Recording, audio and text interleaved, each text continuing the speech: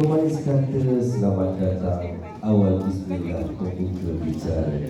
Bismillahirrahmanirrahim. Assalamualaikum warahmatullahi wabarakatuh.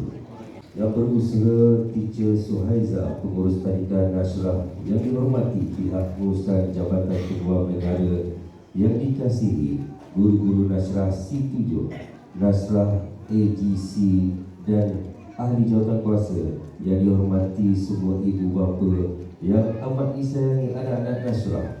Semoga kita semua dalam rahmat dan lindungan Allah Subhanahu Wa Taala.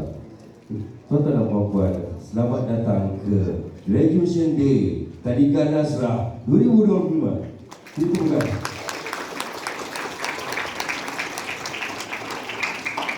Towards intelligent Muslims, here we gather together, we strive to study and learn, try to make the best, try to be the best.